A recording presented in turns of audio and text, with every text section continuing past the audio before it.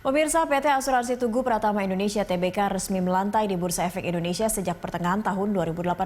Rekan saya Julita Telambanua akan menyampaikan berbagai informasi untuk Anda. Julita, silakan.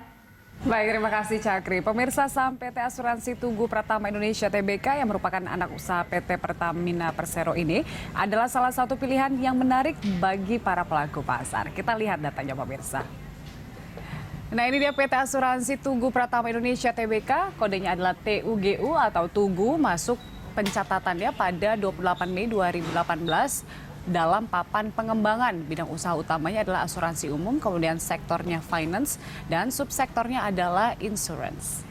Kita lihat selanjutnya, pemirsa, siapa saja yang memegang saham dari TUGU atau Tugu ini. Saham terbanyak dimiliki oleh Pertamina, pemirsa, sebanyak 1,04 miliar lembar saham atau 58,5%. Kemudian saham berikutnya dimiliki oleh Samsung Fire and Marine Insurance Co. Ltd. sebanyak 94,11 juta lembar saham atau 5,29%. Dan selanjutnya ada UOB Kay Hian PT Ltd. yang memiliki 280 juta lembar saham. Diikuti PT Baruna Harmoni Investama 118,4 juta.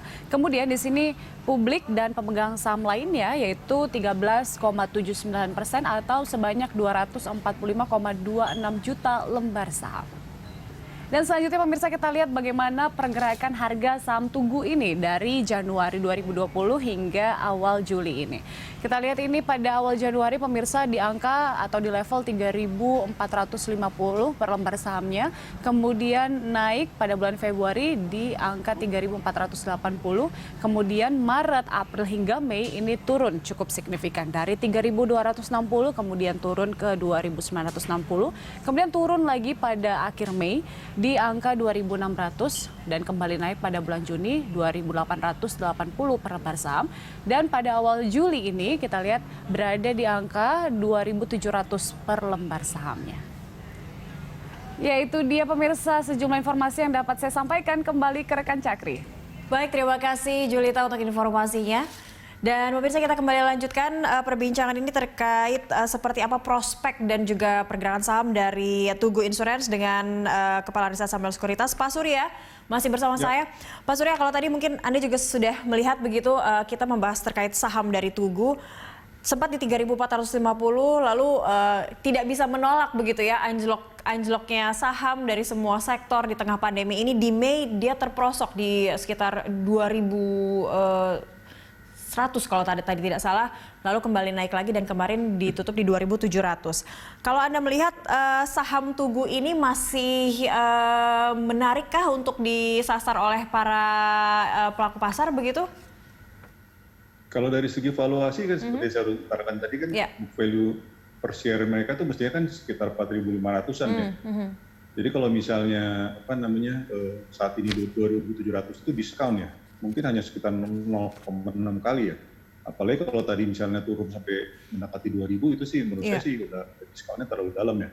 Tapi memang tidak bisa dihindari karena semua saham-saham mungkin tahun ini gara-gara ada COVID-19 semua tertekan ya. Semuanya tertekan. Tapi kembali lagi setelah mereka mengeluarkan result first Q yang laba bersihnya juga meningkat tinggi ya, di atas 32%. Itu kalau menurut saya sih ya memang mesti menyesuaikan juga ya. Karena biasanya itu mereka kan diperdagangkan juga sekitar mungkin walaupun masih diskon tahun lalu itu kan mungkin levelnya 3.500-an ya. 3.500 kan dari level 2.700 sekarang kan masih punya upside mungkin di atas 20% ya. Iya, ini rekomendasi Anda untuk itu masih cukup menarik ya. Masih cukup menarik. Jadi rekomendasinya bisa buy di kondisi harga yang masih di level sekitar 2.000 ini untuk Tugu? Ya, bisa dipertimbangkan untuk mulai membeli ya, untuk buy ya. Nah, cuman masalahnya memang kelemahannya itu adalah di likuiditas mungkin ya. Likuiditas itu yang karena floatingnya yang masih belum begitu tinggi, sehingga orang-orang kadang-kadang kurang memperhatikan ya. Tapi kalau misalnya itu juga floatingnya itu bisa meningkat dengan level yang diskon sebesar ini, itu sih menarik sekali menurut saya kan, dengan kinerja yang bagus ya dari Tugu ya. Ini kesempatan yang bisa diambil oleh para pelaku pasar begitu ya Pak Surya ya.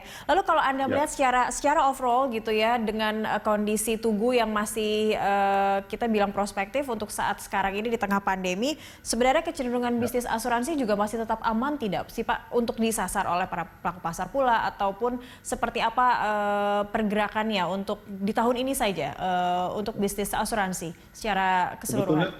Sebetulnya kan ada beberapa sektor yang misalnya cukup menarik juga, misalnya kayak kebakaran, atau misalnya ada retail juga sudah masuk ke dalam retail juga begitu Tugu.